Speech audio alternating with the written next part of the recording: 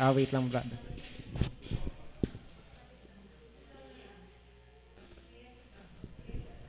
Okay. We will be dealing with the ultimate issue that needs to be addressed, which is God's just wrath. Yan ang pinaka-issue ng tao, ang puot ng Diyos. Yan. Propitiation is the satisfaction of God's just wrath. At ito ay nasatisfy lamang dun sa topic natin last week, which is the atonement. That's why the atonement is necessary for salvation. Yan, Christ sacrificial death.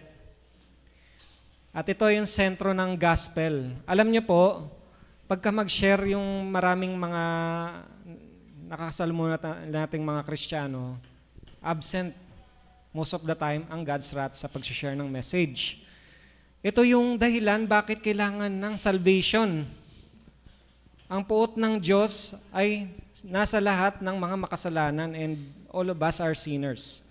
There's a need to satisfy the justice which was brought up by God's wrath. Sentro ito ng gospel at we have to take this back to the gospel sharing na ginagawa natin. Propitiation is not just about removing guilt. Ito yung madalas na sinashare natin, di ba? Removing guilt. Dati wala kang salvation, pero ngayon, saved ka na because of your faith in Jesus Christ. But, nakalimutan natin na ang sentro ng gospel ay ang ating Panginoong Diyos mismo. Dahil meron tayong ina-address na issue, hindi yung kasalanan natin, kundi yung puot ng Diyos laban sa ating mga makasalanan. So, sesegue lang ako. Ang gobyerno ng tao ay imperfect. No, walang gobyerno dito sa mundo na perpekto. At alam niyo po, side comment lang ako regarding dun sa issue ng ICC. Ang ICC ay papasok lamang sa picture kapag ang isang bansa ay wala ng functioning government or justice system. So, that's why ngayon hati yung opinion ngayon ng mga sambayanan doon sa pag-aresto kay Duterte. Pero, alam niyo po, yung ginawa na yon, pinapakita na wala tayong functioning justice system dito sa Pilipinas. Yun ang gustong iparating ng mga para kay former president. So, ibig sabihin, wala na pala tayong functioning system, kaya in-hand over nila si Duterte basta-basta sa dayuhan. Sa ating mga Kristiyano, alam niyo po bilang Kristiyano, hindi magandang pangitain yan because parang pagtatraidor yon sa ating kababayan. Dahil meron tayong justice system. Although it's not perfect, but there is still a functioning justice system dito. Dapat dito siya trinayal, hindi sa ibang bansa. Na wala silang idea sa nangyayari dito sa Pilipinas. At isa pa, ang ICC ay maraming makakaliwa dyan. Sorry. Maraming makakaliwa dyan, mga komunista, terorista yan. Yung mga nakakausap nila dito. Okay? So, the justice of God is perfect. Okay? Sa ating pagtatalakay ng attributes ng ating Panginoong Diyos, kung dito sa ating mga tao, maraming investigasyon na gagawin ang mga kapulisan natin or ang NBI natin para malaman kung ang isang tao ba ay nagkasala. Di ba? Pero sa mata ng Diyos, walang makakatakas sa atin. All deeds na ginawa natin dito sa mundo, sa isip, salita, at sa gawa, lantad yan sa Diyos, wala tayong maitatago. So kung ang hustisya ng Diyos ang basihan, wala miskisa sa atin ang mapapatunayan na inosente. Lahat tayo ay guilty. And there is a need for satisfaction of God's justice. At yun ang dahilan bakit may wrath of God against sin. So, yan. The word propitiation ay ito rin yung dahilan. There's a turning of His righteous wrath into favor. Naging justifier din ang ating Panginoong Diyos. Sige, next mo bro. So, these are the key texts pagdating sa propitiation. Alam niyo po ba kung ano yung palaging binabanggit ni Pastor pagdating sa mga version ng Bible? Kung ano yung magandang version na basahin. Punta tayo sa mga verses na ito at dapat mabasa natin ang word na propitiation. Kasi sa ibang mga salin, halimbawa sa NIV, hindi propitiation nakasulat, expiation lang. Ang propitiation kasi ay mas malalim na meaning, which will be tackled later. So in Romans 3:25, at kung maalala nyo po yung naging sermon ni Pastor 2 years ago or 3 years ago, 2022 po yata yun, about Martin Luther, ito yung verse na nagpabago sa kanyang pananampalataya. Romans 3:23 to 27, if I'm not mistaken. Kasi binanggit doon kung papaano nagiging matuwid ang isang tao sa harapan ng Diyos. Mga kapatid, hindi tayo magiging matuwid sa harapan ng Diyos on our own. Our righteousness comes from God Himself through Jesus Christ. At ang Diyos mismo ang nagbigay ng means for us how to become righteous in front of Him. May naging propitiation, which is, sino tong His? Si Jesus Christ. That's why justification or paano magiging matuwid ang isang tao sa harapan ng Diyos ay sa pamamagitan ng faith in Jesus Christ. Kasi yung nagbayad sa ating mga kasalanan at nagsatisfy ng puot ng Diyos mula sa ating pagiging makasalanan ay walang iba kundi si Kristo din sa pamamagitan ng kanyang dugo, His blood. Ito naman, 1 John chapter 2 verse 2, He is the propitiation for our sins. So, not for ours only, but also for the sins of the whole world. It denotes the, kumbaga ang pag-introduce ng mga Gentiles sa Christianity. Kasi most of the audience ng letter na ito ni John ay mga Hudyo. So kung inyo pong pinakinggan yung morning devotion kanina ay allergic yung mga Hudyo sa mga, hindi lamang sa mga, yung babae, anong tawag doon sa babae? Samaritans, di ba? Hindi lang sa mga Samaritans, kundi sa mga Hentil. Allergic sila sa mga tao na yon kasi para sa mga Hudyo during that time ay madudumi ang mga taong ito. At ang mga Hudyo, tingin nila sa sarili nila, sila lang ang pinaboran ng Diyos. Ngayon ay kung makikita nyo pagka binabasa nyo yung Bible ay itong word na ito for the whole of the whole world. Big deal yan sa mga Hudyo. Big deal po yan. Sa atin parang normal lang. Mahal naman ng Diyos ang sangkatauhan. Hindi. During that time, big deal po yan. Mga makasalanan to mga taong ito. The whole world sinned against Yahweh. Papaanong mababayaran ang mga pagkakasala nitong mga taong ito? The whole world. Kasama tayo dyan. Si Jesus Christ ang naging propitiation.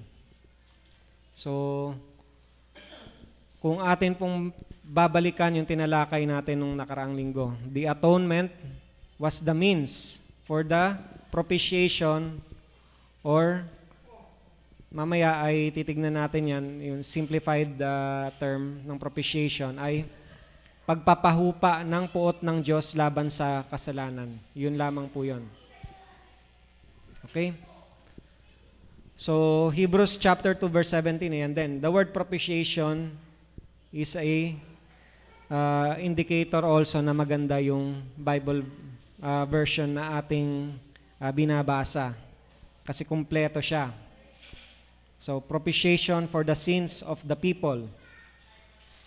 So, ito, marami pang verses yan.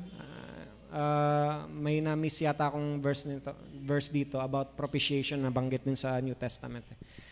Anyway, next slide. So, okay. So, the necessity of the atonement ay parang bayaran ang ating mga kasalanan na hindi natin, man cannot satisfy. Man cannot satisfy divine justice on his own. So, for us to satisfy on our own, we have to, kailangan itapon ang kaluluwa natin sa impyerno, and we have to suffer their day and night forever and ever in order for us to at least glimpse the wrath of God. Wala tayong magagawa doon. Yun yung parusa na nararapat sa atin. Whereas, itong divine justice na ito ay, ang nag-satisfy ay si God din mismo. So, okay.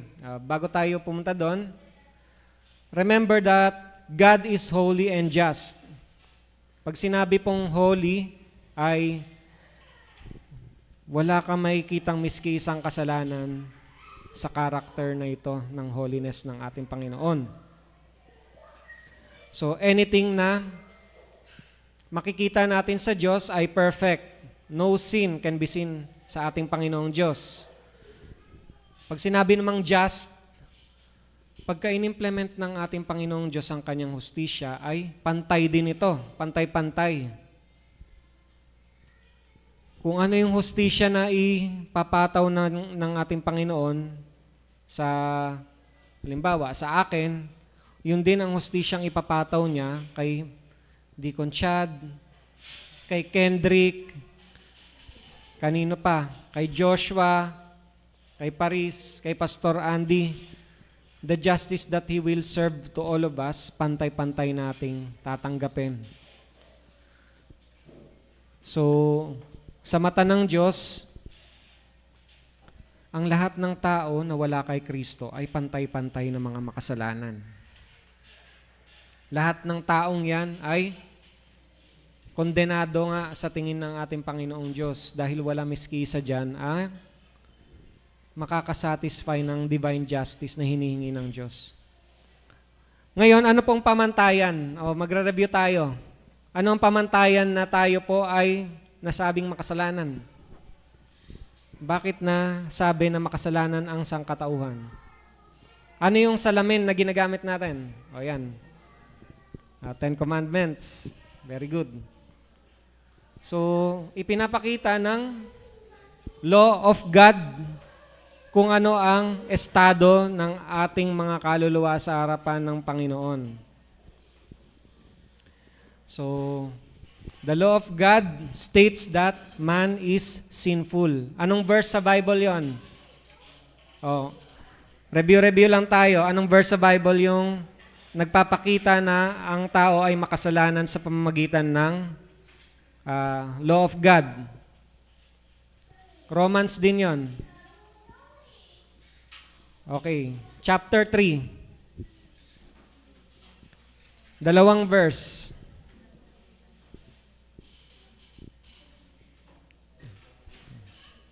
Verses 19 to 20. Okay. Alam niyo, mahalaga yan. Yung mga kapwa nating Kristiyano, meron silang Roman road na tinatawag pag nag-share ng gospel Dumidiretso sa Romans chapter 3, verses 10 to 11. Walang matuwid, wala miskisa. Romans 3:23, walang nakaabot sa pamantayan ng Diyos. Ganyan. Lahat ay natapuang makasalanan. ganito ganyan. Romans 3 verses 19 to 20, dapat alam po natin yan. Kung tayo po ay magbabahagi ng mabuting balita. Kasi hindi nila ma-appreciate ang mabuting balita kung hindi nila alam ang masamang balita.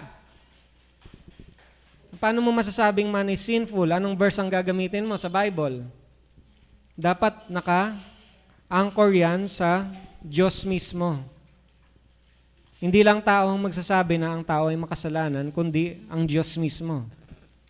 At natagpo ang makasalanan ng tao sa pamamagitan ng Law of God, 10 Commandments. Hindi lamang tayo makasalanan, may hustisya na hinihingi ang Diyos laban sa ating pagkamakasalanan. It needs to be satisfied. Justice demands satisfaction. Ngayon, basahin natin Romans 1:18. Sinong unang makabuklat ng Romans 1:18? Pakibasa.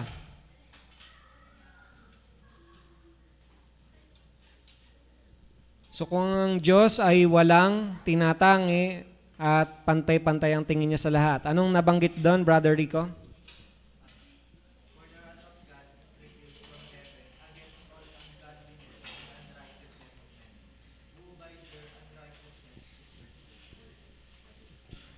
Wag po nating hayaang di mabasa yun, ha?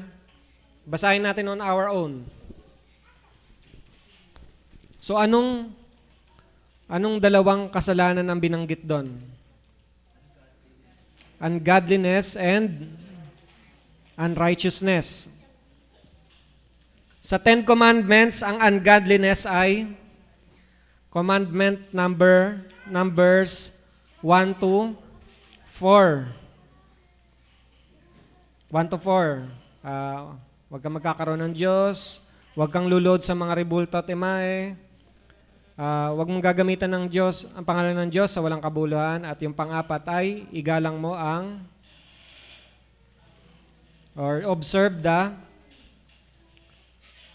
Sabbath day and keep it holy.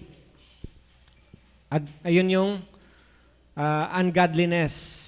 Unrighteousness ay yung commandment number 5 to 10. Yan na yung kasalanan natin sa sangkatauhan naman. Against each other. So, guilty tayong lahat doon. Samantalang Diyos, isang kasalanan lang ang na-violate mo sa kanyang commandment. According to James chapter 2 verse 10, ay nilabag mo na ang lahat. So, wala tayong takas. The law of God states na lahat tayo ay makasalanan at hindi tayo makakapasa sa standard ng ating Panginoong Diyos. So this is the bad news. Itong bullet number 4. Man cannot satisfy divine justice on his own. Alam niyo po kung gaano kaseryoso ito. Isipin niyo na pag namatay ang isang tao, ang kaluluwa niya itatapon sa impyerno. Literal na parurusahan siya doon, day and night, forever and ever. Ang impyerno po ay lake of fire. Ang apoy doon, hindi namamatay. Worst, ay may uod doon na hindi namamatay, kakainin yung katawan mo. Literal, yung apoy doon hindi namamatay, ang katawan mo, susunugin doon. Ang problema, hindi ka mamamatay doon. Bibigyan ka ng katawan, in the last day, bibigyan ka ng katawan na hindi mamamatay, itatapon ka doon. Doon ka magsasuffer day and night forever and ever. Ilang libong taon, ilang milyong taon, billions, trillions of years. You will suffer there for eternity. At conscious suffering ang mararanasan mo doon. Ang pinaka-worst na issue doon, wala na ang presence ni Lord sa lugar na yon. At without God's intervention, even kahit na anong pagpapaliwanag natin dito, ay hindi marirealize ng tao ang horror ng hell. Ito yung kapahayagan ng hustisya ng Diyos, the ultimate justice that will be served to mankind because of sinfulness of the mankind. Ngayon, ano yung challenge kanina? Kaya tinatawag natin na ang propitiation is the heart of the gospel because ang lahat ng mananalig kay Jesus Christ ay hindi na makakadanas nung eternal punishment na yun na dinescribe natin kanina.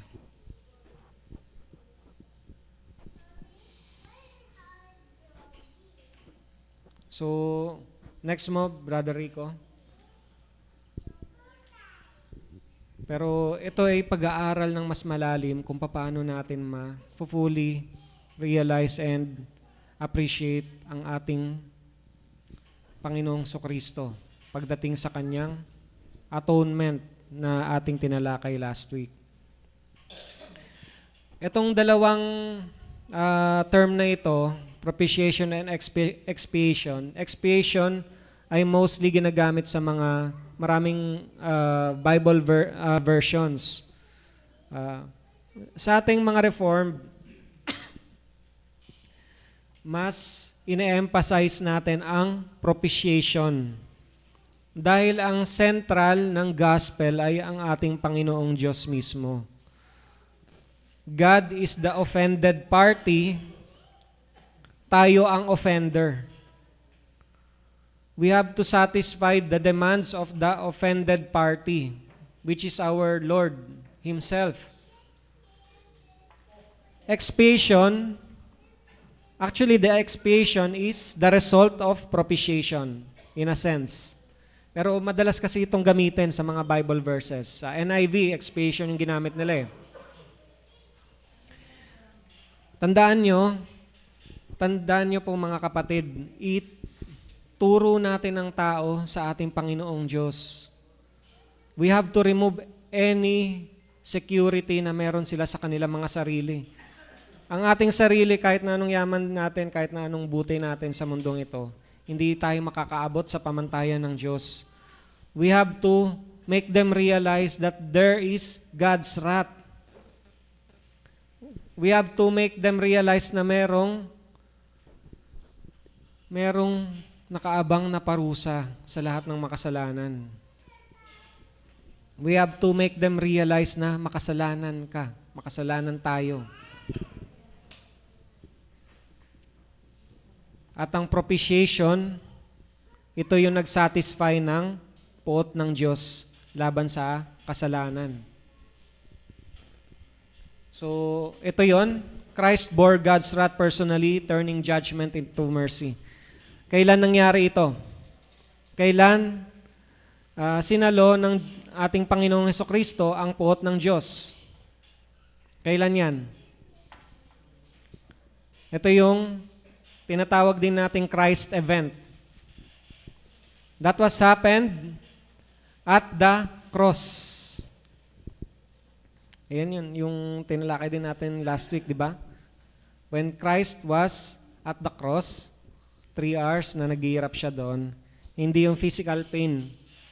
Hindi yung physical pain ang issue. Hindi yung physical pain yung issue na nais na ipakita ng ating Panginoong Hesukristo. The real issue there was God's wrath. Nung nandun si Kristo ay 3 hours when He was at the cross ay sinasalo niya ang parusa ng Diyos laban sa ating mga kasalanan. Christ is satisfying God's wrath. Yan din yung prayer niya the night before siya ipako sa krus, di ba? So, next mo, Brother Rico. Ito yung sacrificial death of Christ. Ayan. Ito yung theological term dyan na penal substitution. Christ bore the penalty for sin. Di ba last week, kung naalala nyo, nagkaroon ng substitution, di ba? Ano yung naging substitution nating mga Kristiyano tsaka ni Jesus Christ? Ano yung, kumbaga, nagkaroon ng exchange gift? Yan.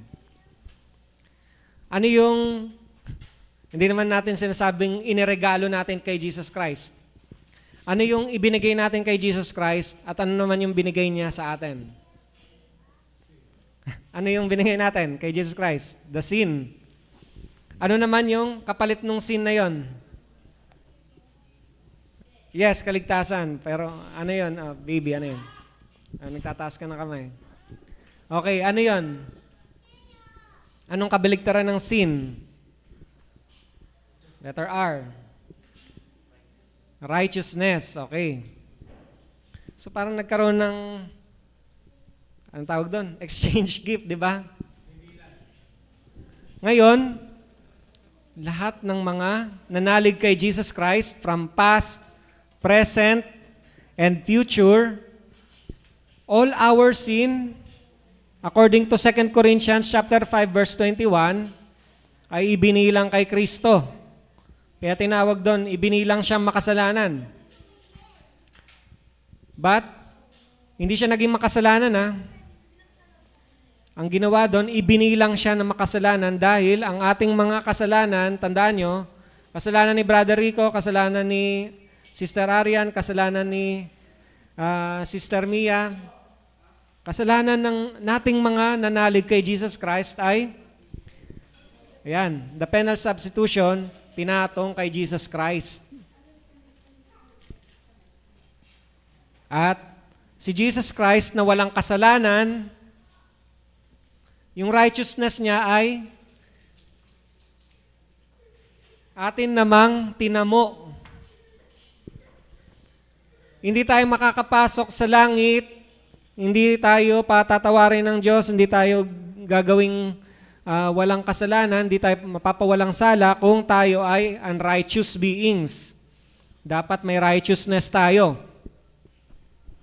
At yung righteousness requirement of God was given to us by Christ. Yung righteousness niya ay ibinilang naman sa atin. Yan yung substitution. The word substitution, yan, palit, di ba? O yung mga nagbabasketball dito, alam yan eh.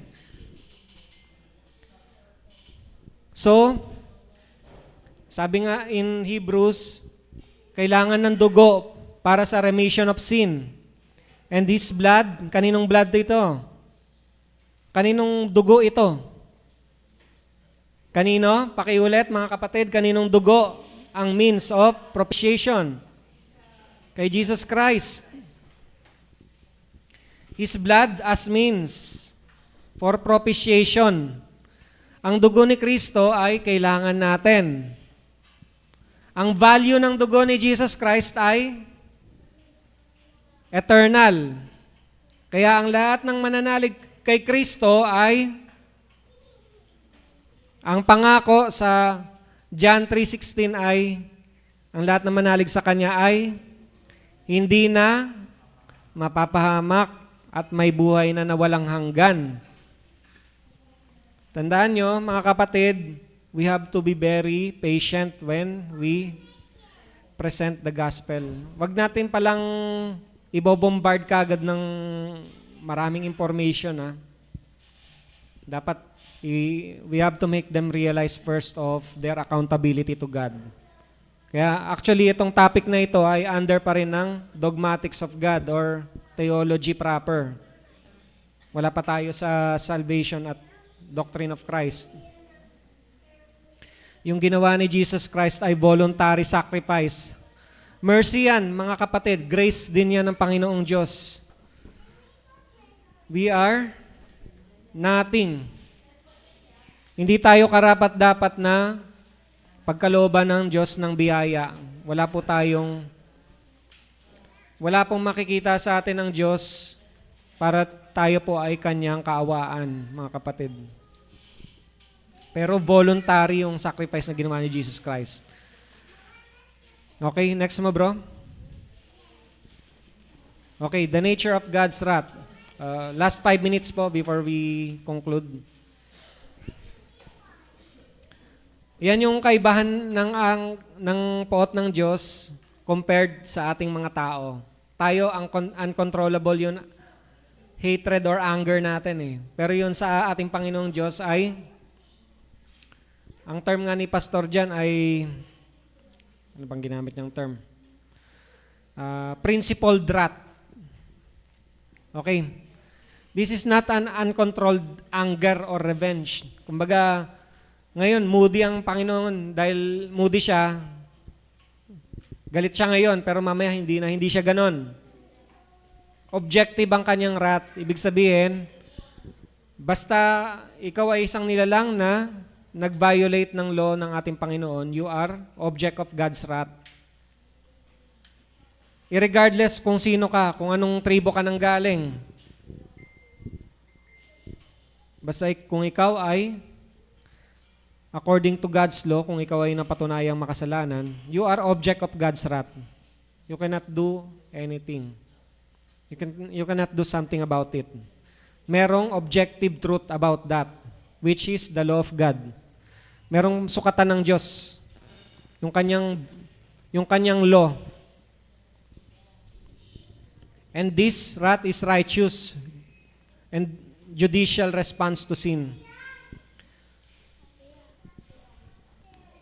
So, this is aimed not merely at acts, hindi lang dahil sa ginawa natin, but at sinners, sa atin mismo. May nagsasabi, di ba? Hate the sin, not the sinners.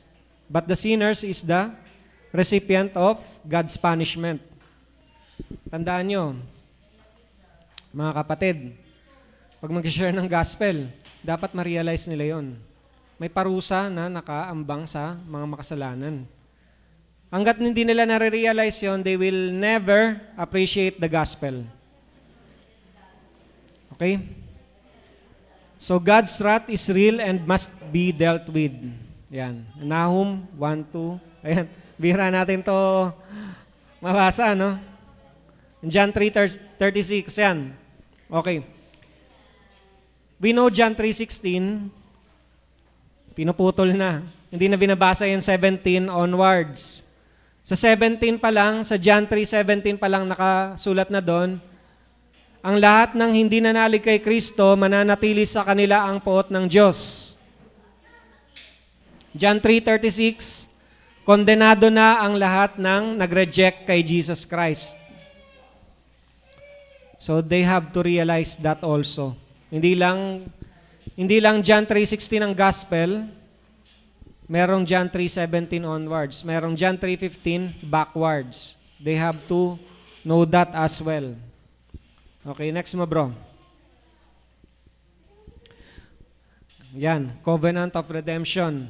O bilang mga reformed, lalo na yung mga matatagal na dito, we believe in covenant theology. So ibang topic na yon kasi maraming mga systems of belief when it comes to Christianity.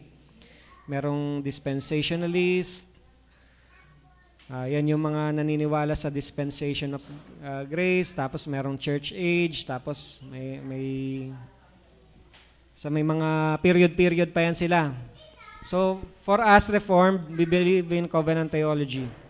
So, we will allot a separate session for that. Okay. Bilang mga Reformed, naniniwala tayo na ang plano na ito ng Diyos ay hindi lang aksidente. Kumbaga, dahil nangyari ito, saka pa lang siya nagplano, hindi.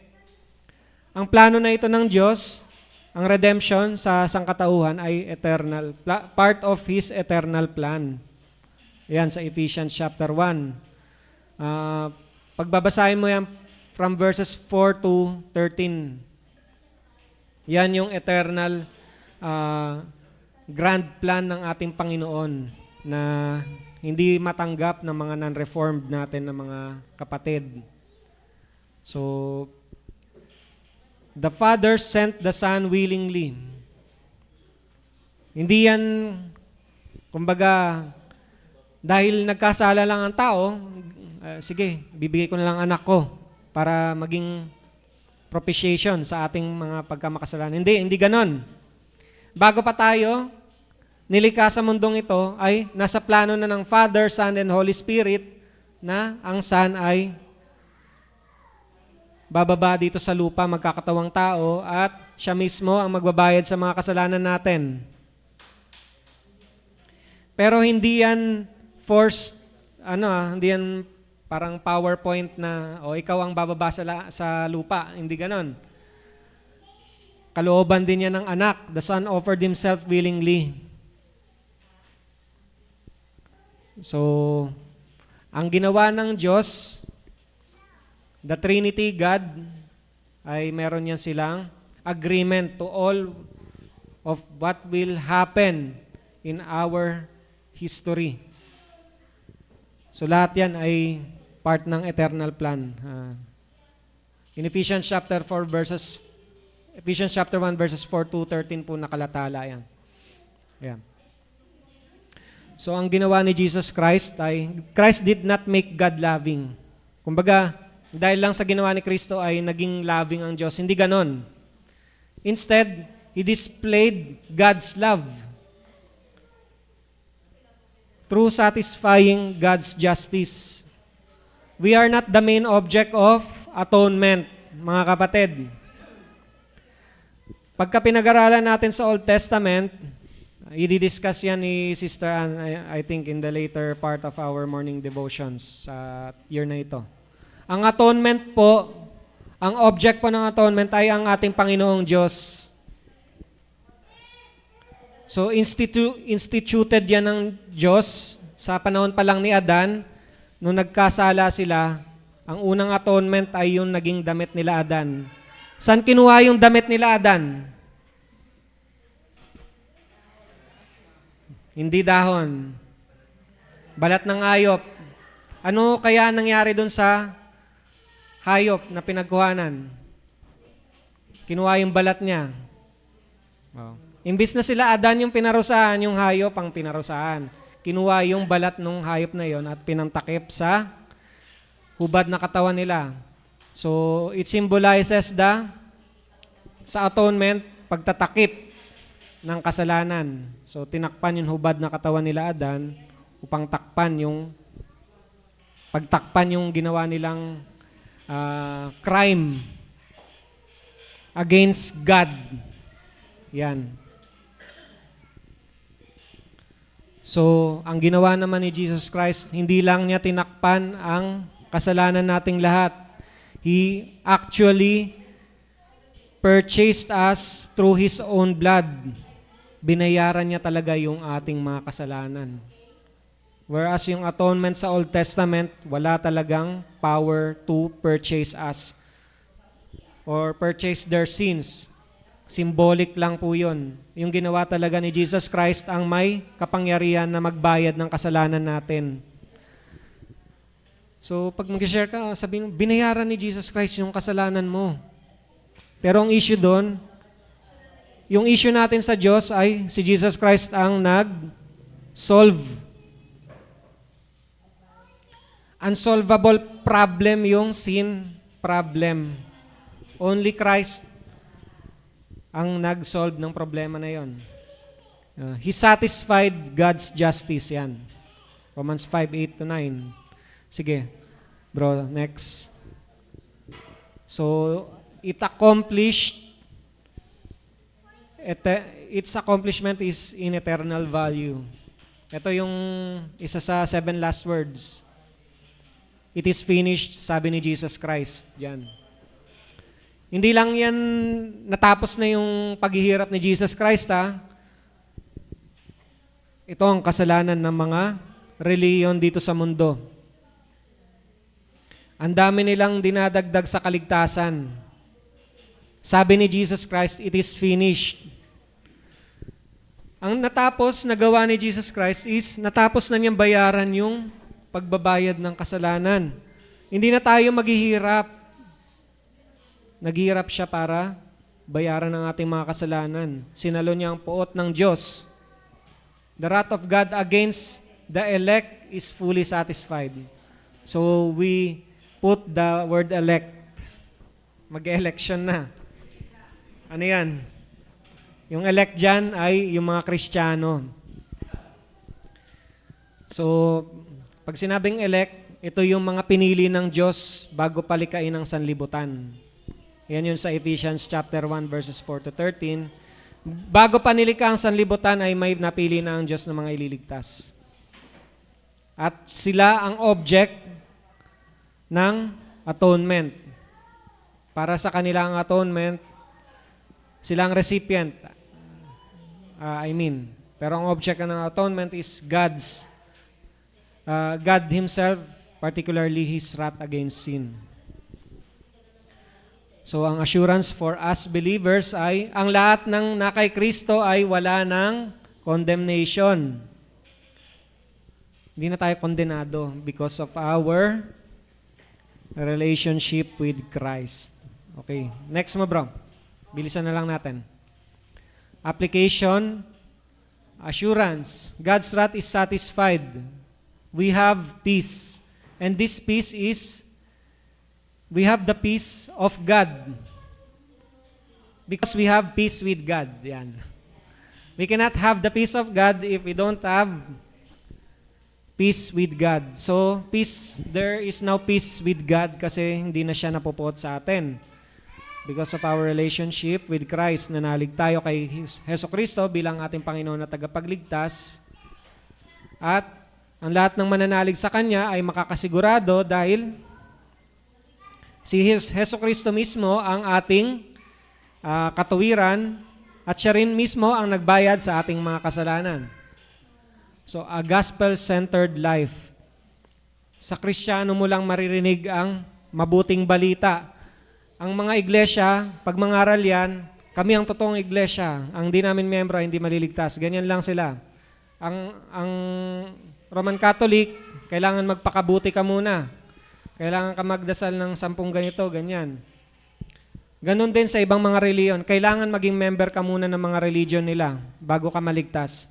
Pero tayong mga Kristiyano, ang ating buhay ay nakasentro sa mabuting balita. Walang kaligtasan kung tayo ay hindi nakaunawa sa mabuting balita. We live in gratitude because of what God has done through Christ. Dahil sa ginawa ng Diyos sa pamamagitan ni Kristo, hindi dahil sa ginawa natin. So ito na yan. In evangelism, we present both God's justice and love in Christ's work. So, dito muna tayo magtatapos. Worship. When it comes to worship, ito na yon. The result should be, meron tayong or amazement. Feeling of amazement at the holiness and mercy of God combined. Kasi, papaano niyang mapapatawad tayong mga makasalanan? Kung wala pala tayong gagawin, ang gumawa nung daan para sa atin na tayo mapatawad, mapawalang sala, ay ang Diyos mismo. Okay? So we will continue this next week. Sino po na-assign sa ating closing prayer? Mga kabataan pala muna. Okay.